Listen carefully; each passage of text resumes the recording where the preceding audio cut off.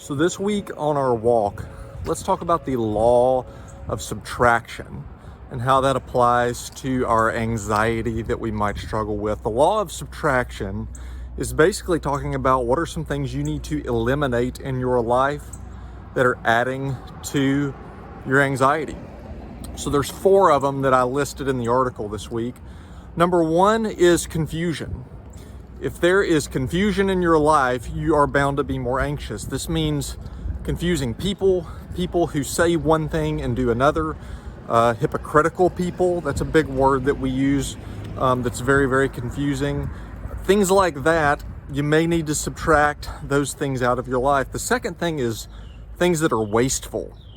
You know, Dave Ramsey, I've heard him say that sometimes we spend our money that we don't have to buy things we don't need to impress people we don't even like. I would call that wasteful if we're doing things like that. So if you're doing some things in your life that are just plain wasteful, subtract those things, get rid of them. They're probably causing you more anxiety. Okay, the third thing is things that are unproductive. And so, you know, I talk about this all the time, and it's things like Instagram, TikTok, Facebook, all of those things that we spend so much time on. I'm stressed out, I've got so much to do, but you also find yourself sitting for an hour and scrolling mindlessly.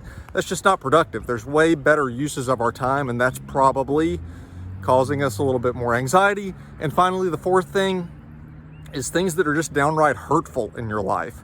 So if there's something or someone that is hurting you, maybe it's an addiction, maybe it is a person in your life that is just incredibly hurtful. And I mean, we're talking like people who are just evil, just doing mean things to you. And a lot of you just thought of a person, you pictured a person when I said that.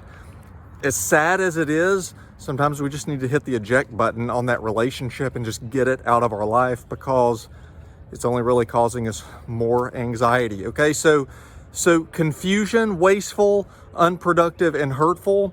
I want you to think of some things this week that maybe you need to get rid of and subtract from your life. And if you start doing that, you might be surprised that your anxiety goes down. Hey, get out and take a walk. It's cold, but it is a beautiful day, and I will see you guys next week.